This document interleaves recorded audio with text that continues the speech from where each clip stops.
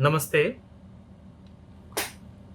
I would first like to thank Dr. Ananda Reddy of Sakar for giving me this opportunity to present before you all my research paper on Sri Aurobindo as a teacher. Sri Aurobindo is considered to be one of the greatest seers, visionaries, and philosophers of the bygone century. Students of history know him as a nationalist leader who was the first to demand complete independence and propagate the doctrine of passive resistance. Literary critics also hail his contribution in the field of English poetry as invaluable, while his Savitri is acclaimed as one of the greatest epic poems of all times. But we tend to forget that apart from being a poet, politician, thinker, and philosopher, Sri Aurobindo was also a teacher who had served as a professor in the Baroda College as well as in the Bengal National College, established under the National Council of Education, of which he was the first principal. In this lecture of mine, an attempt has been made to illustrate the role of Sri Aurobindo as a teacher. Sri Aurobindo had joined the Baroda State Service on 8 February 1893, that is, 2 days after reaching India from England, where he had spent 14 years of his early life. He first worked as an attaché in the Service Settlement Department, and in March 1894, he was transferred to the Revenue Department. In January 1897, the principal of Baroda College wrote to the Diwan of the Baroda state requesting him to spare Sri Aurobindo, who was at that time working in the office of the latter, for an hour daily to teach French in the college. When Sayajirao Gaikwar, the ruler of Baroda, was informed of this request, he gave his consent. Thus, Sri Aurobindo began to work in the Baroda College as a lecturer in French. However, he was not given any regular position in the college. It was only when Professor Littledale, who taught English in the Baroda College, went on leave in the beginning of 1898 that Sri Aurobindo's career as a professor formally commenced, when he was appointed acting professor of English literature. In the year 1900, he was made a permanent professor of English by Sayaji Rao following the recommendation of Mr. Tate, the principal of Baroda College. Sri Aurobindo taught in the college in two spells, that is, from 1898 to 1901 and from 1905 to 1906. On 20th September 1904, he was promoted to the post of vice principal, and for a brief period, that is from March 1905 to February 1906, he served as the acting principal of Baroda College. Sri Aurobindo's main responsibility as a professor was to prepare the undergraduate students for the examinations of the Bombay University. Unlike his contemporary professors, he had a different method of teaching. While his contemporaries, which included his elder brother Manmohan Ghosh, who was a renowned professor of English, first in the Dhaka College and later in the Presidency College of Kolkata, mostly relied on well researched and well prepared notes, Sri Aurobindo chose to distance himself from such prevailing practices. Since he was educated in England, he was well aware of the British system of education. When he started teaching in the Baroda College, he realized that a blind imitation of the British system of education was being followed in the institution. The curriculum that was followed had little relevance to the lives of the students. The students were taught in such a way that few understood what was being taught. So, they preferred to mug up the notes dictated by the professors and reproduce them on paper during examination. Thus, they earned good marks but hardly acquired any formidable knowledge. Naturally, Sri Aurobindo did not appreciate such a method of learning as it tended to impoverish the mental faculties. He wanted his students to think, understand what was being taught, and develop an analytical brain to formulate answers independently. So, what was Sri Aurobindo's method of teaching? Sri Aurobindo's method of teaching consisted in going to the very roots of the text. In the beginning, he would render a series of introductory lectures to initiate his students into the main theme of the text, as well as to provide a distinct idea about the author's background or the assigned period. After which, he would give his own views on certain points related to the main text. Once the students had understood the text well, he would read out from the text. At times, he stopped to explain the meaning of difficult or obscure sentences. After the completion of the text, he dictated some general lectures related to the different aspects of the text at the end of the term. According to one of his students, the notes dictated by Sri Aurobindo were made good use of by many students of other colleges as well. As mentioned already, Sri Aurobindo did not quite approve of the practice of the students to note down everything which emerged from the lips of the professors and memorize them by heart. He has candidly confessed, and I quote, I never used to look at the notes, and sometimes my explanations did not agree with them at all. The students of Baroda College would get notes of other professors from Mumbai, especially if they served as examiners. On one occasion, it was observed that Sri Aurobindo's lecture on the life of Nelson did not tally with the notes prepared by the students. When the said deviation was brought to the notice of Sri Aurobindo, he said that he had not read the notes, which were all rubbish. It can be said that his teaching experiences and his own observations had enabled him to identify the drawbacks of the education system and eventually formulate the concept of integral education. Fortunately for us, some of Sri Aurobindo's students have left behind their reminiscences of how Sri Aurobindo taught at the Baroda College. According to Shankar Balwant Dirimesh, who was a student of Sri Aurobindo, although the Baroda College started at 11 in the morning, Sri Aurobindo would reach the institution at 11:30 am. Then, he would go straight to his classroom where his students waited for him. Before commencing his dictation, he asked his students to read 7 or 8 lines from the previous day's lecture. Then, he would dictate his lectures, which were always extemporal, for he did not carry any books or notes with him.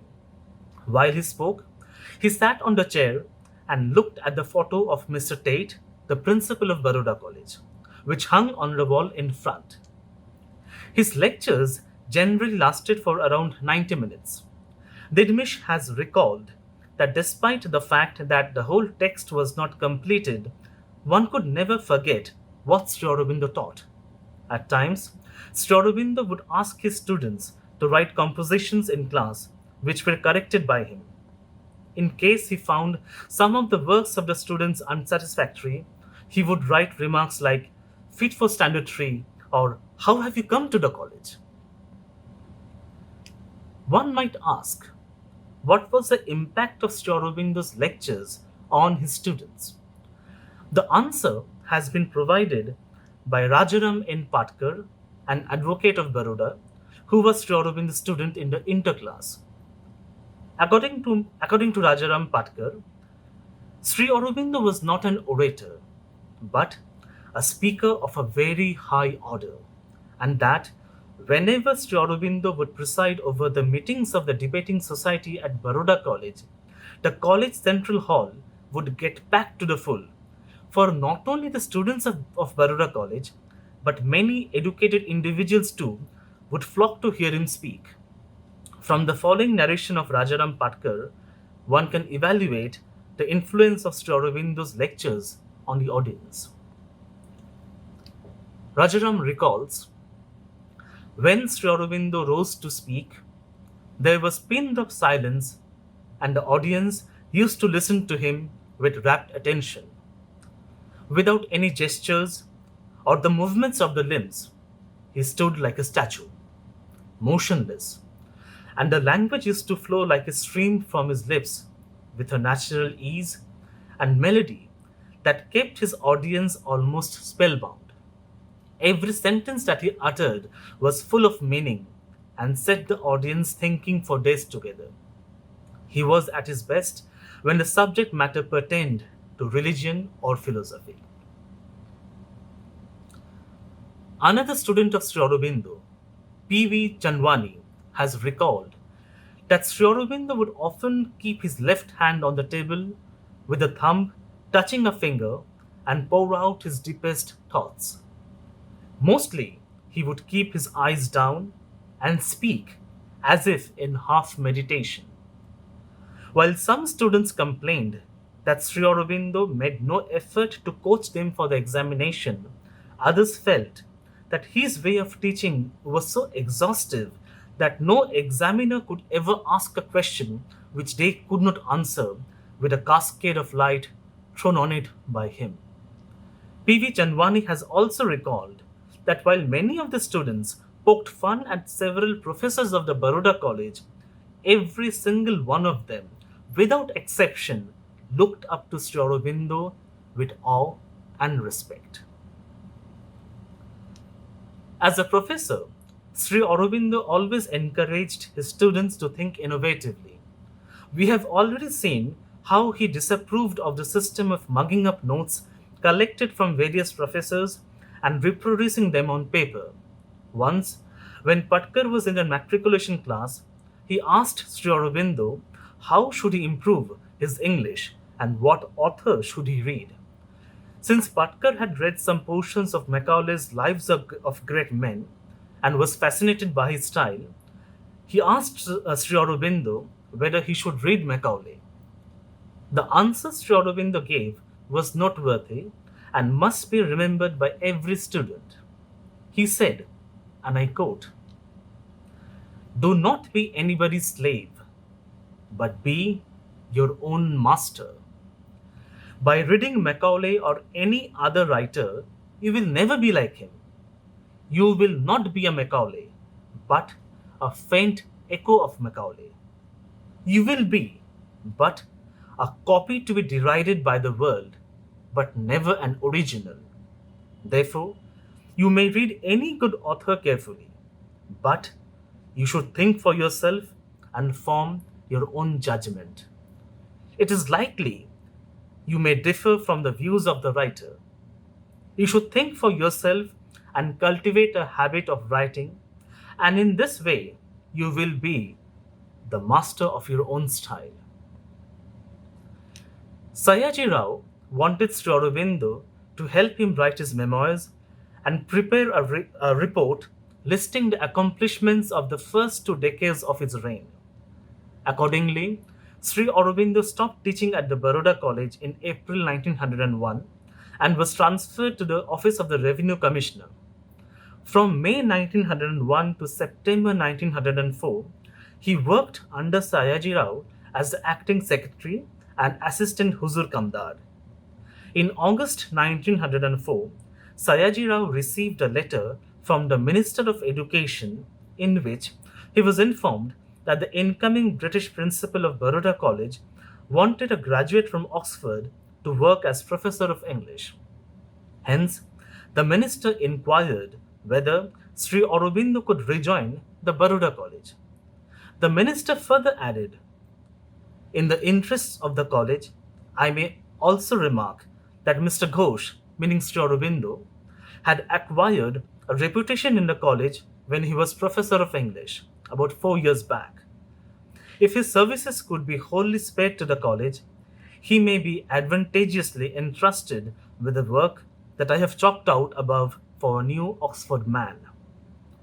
After discussing the matter with Sri Aurobindo and obtaining his consent, Sayaji Rao put his signature on an order of assigning Sri Aurobindo to the Baroda College.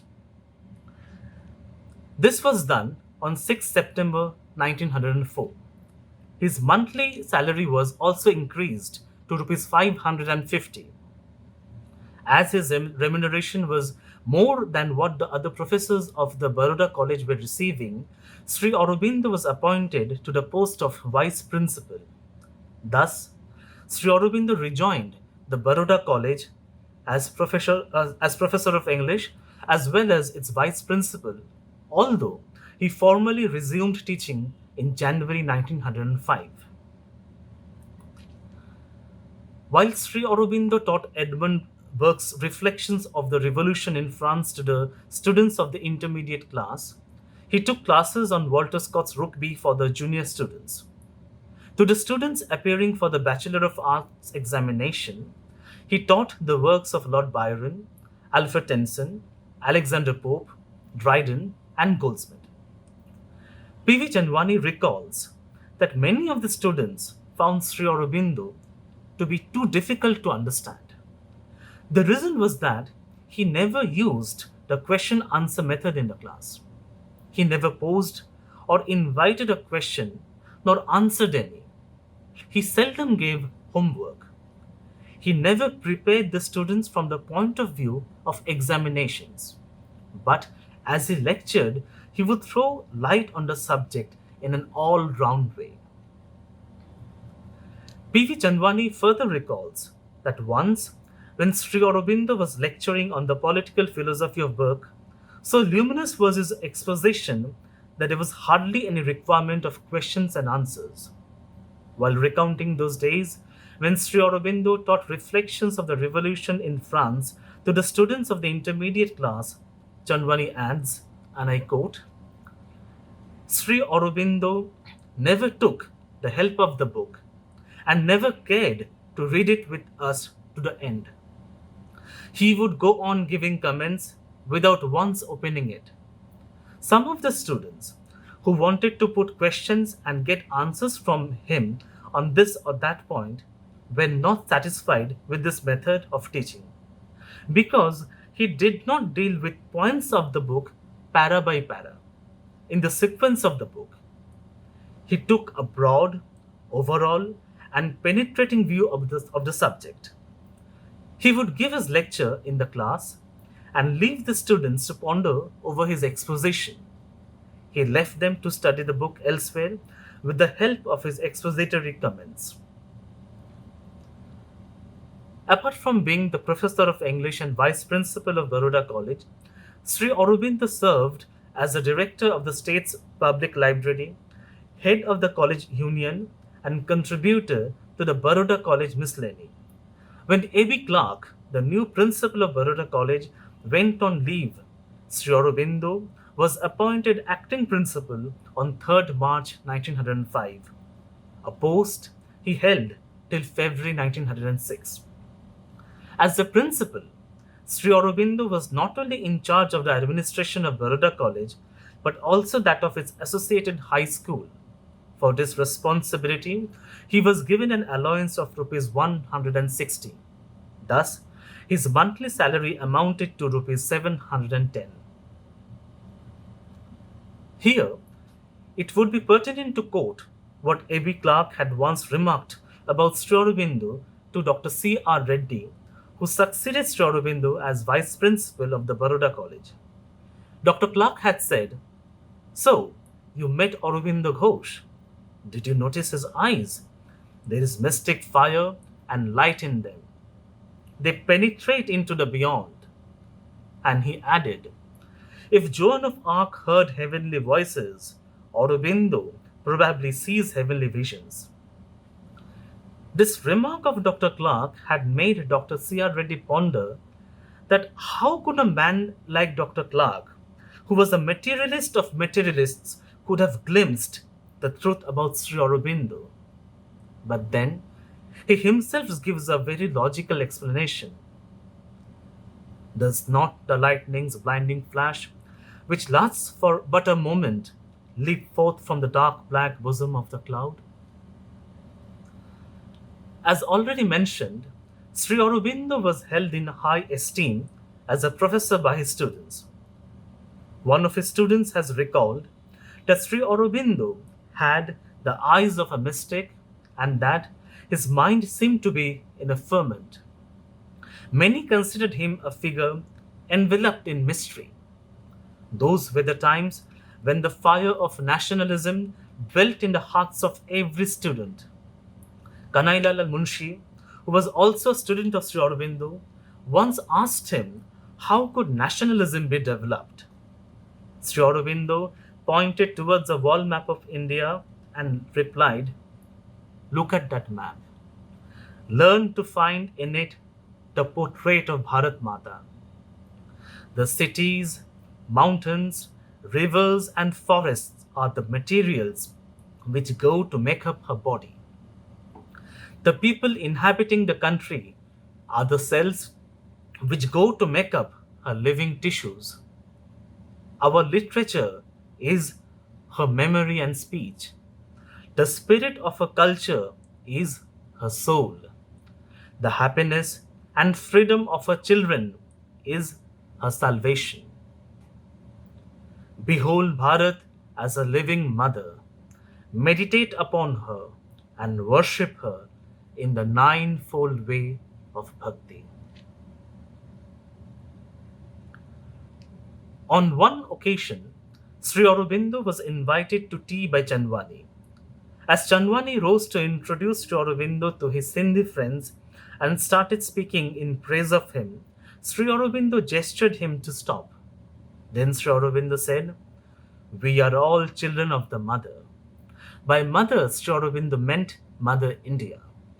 Then he spoke to the youngsters in a calm, contained tone of the responsibilities towards their motherland. And Chandwani remembers that Sri Aurobindo's silence was inspiring to all. On 1st February 1906, Sri Aurobindo applied for 2 months' leave starting from 19th February. Although his application was approved swiftly by the Minister of Education and the Accountant General, it got held up at the office of the Diwan. As a result of this delay, Sri Aurobindo wrote to his wife Mrinalini Devi, complaining that he lost 10 days for nothing. The leave application of Sri Aurobindo was finally signed on 28th February 1906, and Sri Aurobindo started preparing to leave for Kolkata. By that time, he had already made up his mind to join the Swadeshi movement, which was gaining momentum in Bengal. Rajaram Patkar remembers his last meeting with Sri Aurobindo prior to his departure. He recalls, and I quote, "In the evening, Arvind Babu, though he had a very busy time, called me in his room and I sat by his side. With a caressing touch of his hand on my shoulder, he affectionately said to me, 'Well, Rajaram, we part after all. We part in body, but not in soul, which is omnipresent. I leave Baroda because supreme duty demands my presence elsewhere, and I cannot shirk. You will come out successful and triumphant only if you remain honest and good and obey the dictates of your conscience. If you observe this dictum, your path will be smooth and you will be happy.'" He finished these words and got up. He went straight to his bookcase and, knowing my love for Sanskrit, picked up 2 books, Kalidasa's Shakuntala and Vikram Urvashi, and presented them to me as a token of his love for me. He also gave me a few verses composed by himself, one styled Songs to Mitrila and Other Poems, and the other, Urvashi, a translation in the verse of poet Kalidasa's drama. I quietly bowed, touched his feet, and left the room with a heavy heart and wet eyes. On 2nd March 1906, Sri Aurobindo left Baroda for Kolkata to take part in a conference held at the Bengal Landholders Association on the 11th. Presided by Satyendranath Tagore, this conference was attended by a large number of landowners, educationists, and influential members of the society. It was in this conference that the resolution to establish The National Council of Education was adopted with the view of promoting and providing a system of education, literary, scientific, and technical, suited to the requirements of the country on national lines under national control and to establish and maintain national schools throughout the country. The Memorandum of Association of the National Council of Education, signed by Sri Aurobindo and other members of the governing body on 23rd of March, gives as the organization's primary object the following: to impart and promote the imparting of education, literary and scientific, as well as technical and professional, on national lines and exclusively under national control, not in opposition to, but standing apart from, the existing systems of primary, secondary, and collegiate education, attaching special importance to a knowledge of the country, its literature, history, and philosophy, and designed to incorporate with the best Oriental ideals of life and thought, the best assimilable ideals of the West, and to inspire students with a genuine love for and a real desire to serve the country. Sri Aurobindo also participated in the meeting of May 1906, which approved of the Memorandum of Association of the National Council of Education. As his leave from Baroda College was due to end in the second week of June, Sri Aurobindo sent a telegram to Dr. Clark, the principal, requesting to grant him a year's leave without pay. But as his physical presence was required in Baroda, he left Kolkata on 8th of June and reached Baroda by the 11th. After his leave application was sanctioned by the Baroda State Council with effect from 18th of June, he returned to Bengal to recommence his work at the National Council of Education. On 24th of July, he was named a lecturer in the National College. In a meeting of the Executive Committee members of the National Council of Education held on 11th of August 1906, it was resolved that Sri Aurobindo would be the professor in charge of the college and school, and all academic matters would be put under his control, while all the questions of executive management would be under the control of the superintendent Satish Chandra Mukherjee. On 15th August 1906, that is, on Sri Aurobindo's 34th birthday, the Bengal National College at Kolkata was inaugurated. On 23rd of August, Sri Aurobindo was appointed Professor of History as well as the Principal of the college. Apart from carrying out his administrative duties, he also took classes of English poetry and history. It is a well-known fact that Sri Aurobindo, who is to receive a princely sum of Rs 550 while he was working in the Baroda College, was sanctioned a sum of Rs 150 at the Bengal National College. During the course of his career as a professor in the Baroda College, Sri Aurobindo had developed a deep disgust with the education rendered by the British system of education in schools, colleges, and universities. He had realized that such a system tended not only to dull and impoverish the supple and brilliant Indian intelligence, but also develop bad intellectual habits and spoil the originality and productivity of the brain through the narrow information and mechanical instruction rendered by it. So, he wanted to develop a system of education on truly national lines, which would help to develop the students' intellectual, ethical, emotional, aesthetic, and spiritual capacities. However, it seems that the authorities of Bengal National College did not give Sri Aurobindo the opportunity to develop what he wanted to. A study of the question papers of the history examinations for the 5th and the 7th standards, which Sri Aurobindo had set for the year 1906 and 1907, would reveal that the questions were mostly conventional. I would now present before you a sample of a question paper on history which Sri Aurobindo and Prashanna Kumar Bose had said for the 5th standard in 1907. There were three groups: Group A, Group B, and Group C. In Group A, the candidates were required to answer one question. And there were four questions in Group A. The first question was: give some idea of the effect of the Black Death on the condition of the laboring classes in England in the 14th century. The second question was: what was the mercantile system? Narrate the steps by which it was replaced by a system of free trade. The third question was: describe the policy of Aurangzeb and its effects on the permanence of the Mughal Empire.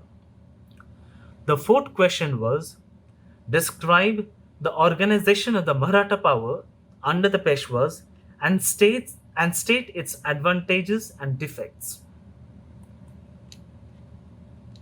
In Group B, the candidates were asked to answer two questions, and there were 5 questions in Group B.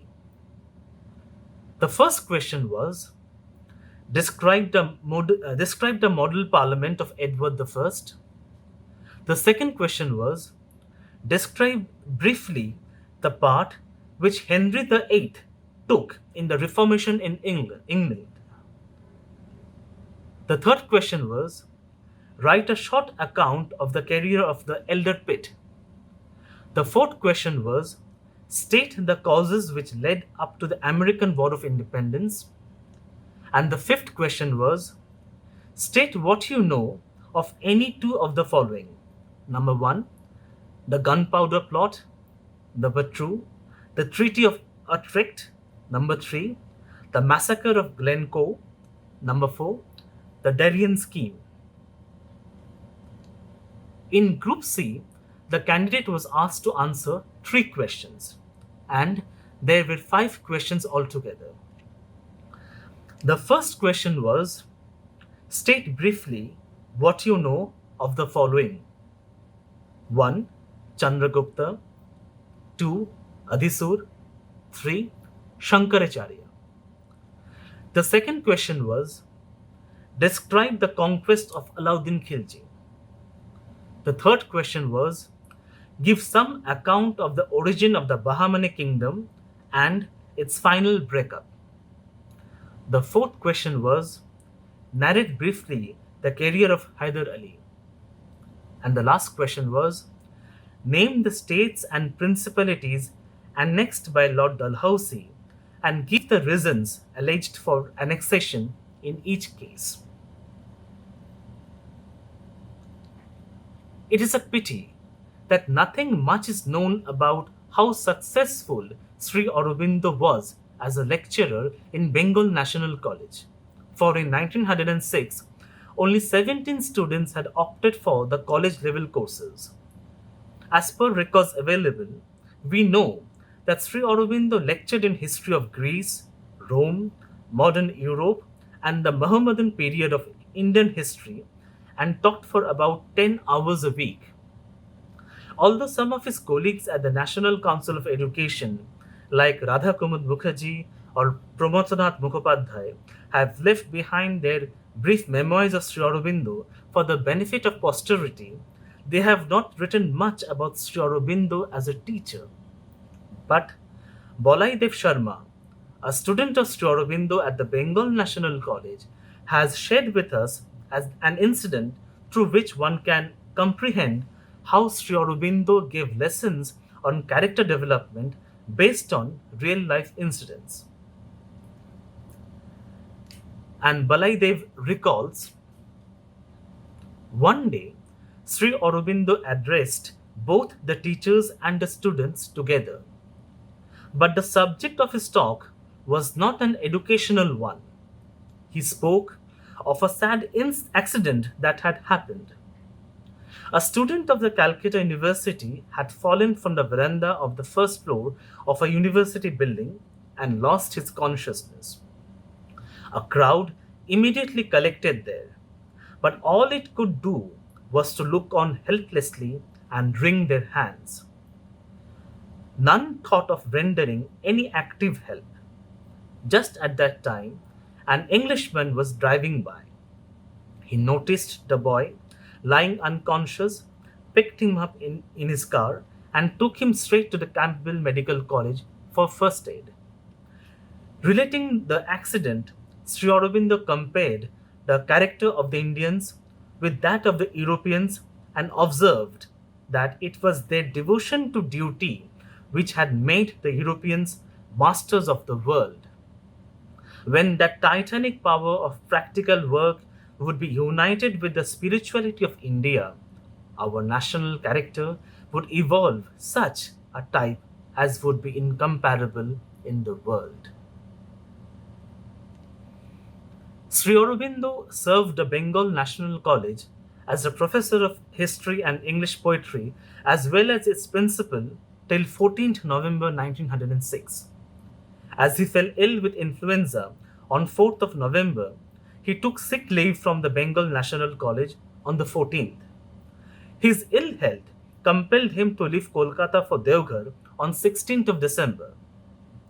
Despite not being in the best of his health, he returned to Kolkata in the third week of December to participate in the Kolkata session of the Indian National Congress, which began on the 26th of December. But as his health did not show any significant sign of improvement and his fever still persisted, he extended his leave from the Bengal National College. Having made necessary arrangements for the smooth functioning of the Bande Mataram, the nationalist journal which he was editing, Sri Aurobindo went back to Devghar to recuperate in the second week of January 1907. He rejoined his services at the college on 1st April 1907 and continued to work as principal and professor till 31st of July. However, when Sri Aurobindo's arrest in connection with the Bande Mataram sedition case was imminent, he resigned from the Bengal National College on 2nd August 1907 to protect the authorities of the college from embarrassment. The students and teachers of the Bengal National College and School met on the 21st of August under the presidentship of Satish Chandra Mukherjee to express their regret at Sri Aurobindo's resignation of the high office of principalship, which he had filled with such conspicuous ability and at so much personal sacrifice to himself during the first year of the existence of the college, to record an expression of sympathy with him in his present troubles, and to express their hearty appreciation of the eminent qualities of Sri Aurobindo as a teacher. On 22nd of August, they met again to express their heartfelt sympathy with Sri Aurobindo in his present troubles, and it was resolved that a photograph of Sri Aurobindo would be taken to be hung up in the college hall. Accordingly, Sri Aurobindo was invited to come over to the premises of the Bengal National College to be photographed. When Sri Aurobindo did pay a visit to the college on the following day, that is, on 23rd of August, the students came up to him one by one, bowed at his feet, and garlanded him. The September 1907 issue of the Dawn Society's magazine notes that it was a sight for the gods to see. This touching manifestation of the feeling roused in the hearts of the boys at this sudden shock of parting with their beloved principal under such peculiar circumstances brought tears to the eyes of all present, as it revealed the true inwardness and sanctity of the bond of relationship that binds the pupil to his teacher. After the photographs were taken, Sri Yukta Ghosh, that is Sri Aurobindo, was entertained by the boys to a delicious lunch in the Hindu style. Following Sri Aurobindo's acquittal in the Bande Mataram sedition case, he was reappointed as Professor of History and Political Science on 17th of December 1907. But he was not reinstated as the principal of Bengal National College. And it was Sri Aurobindo himself who had requested the secretary of the college to relieve him from the onerous duties of a principal, which he had neither the time nor, as he himself thought, the necessary capacity to discharge. Now that he was no longer the principal, his teaching hours varied from 5 to 7 hours a week. His name was listed in the college literature of 1907 and 1908 as a member of the departments of Indian History and Geography, English History, Political Science, French, German, and English. However, most of his time was devoted to the teaching of history as none of the students had opted to study political science. However, Sri Aurobindo's association with the Bengal National College was cut short when he was again imprisoned in connection with the Alipur bomb trial in May 1908. According to the minutes of the Executive Committee meeting of the National Council of Education, which took place on 7th of May, it was resolved that in view of the serious charges pending against Sri Aurobindo, he should be asked as early as possible to resign his membership of the council and of the executive committee and his appointment as lecturer in history. Accordingly, Sri Aurobindo resigned from the National Council of Education on 23rd of May 1908. Sri Aurobindo's dream of creating a system of education which would bring about a complete development in a student was not translated into reality as long as he was in Bengal.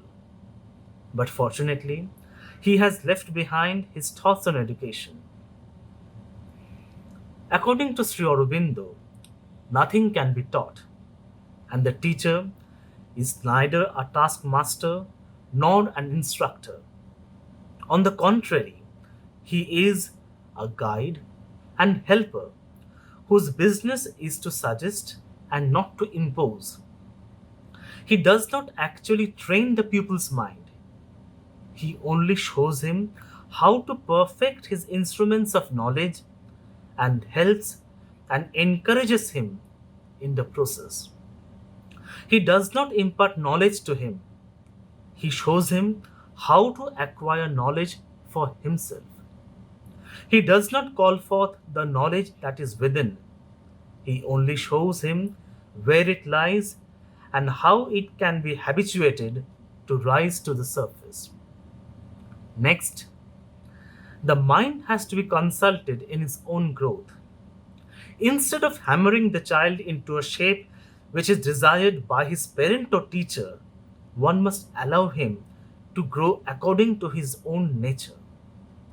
The main objective of education must be to help the growing child to draw out from within his best qualities so that they can be perfected and used for a noble cause.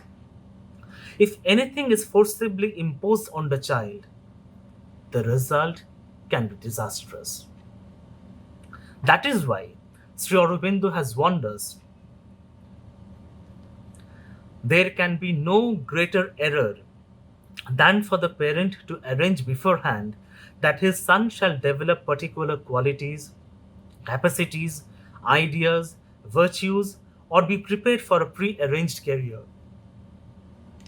To force the nature to abandon its own dharma is to do it permanent harm, mutilate its growth, and deface its perfection.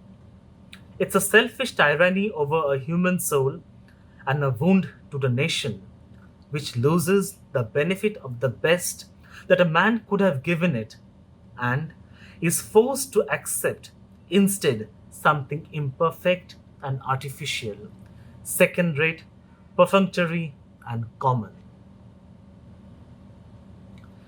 Every child has in him certain impressions which are either inborn or acquired. Sri Aurobindo suggests that an ideal teacher must never separate the child from his natural environment and place him in an alien atmosphere.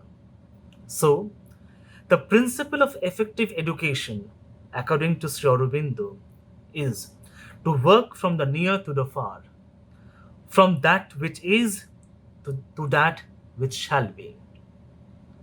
He further advises us we must not take up the nature by the roots from the earth in which it must grow, or surround the mind with images and ideas of a life which is alien to that in which it must physically move. If anything has to be brought in from outside, it must be offered, not forced on the mind.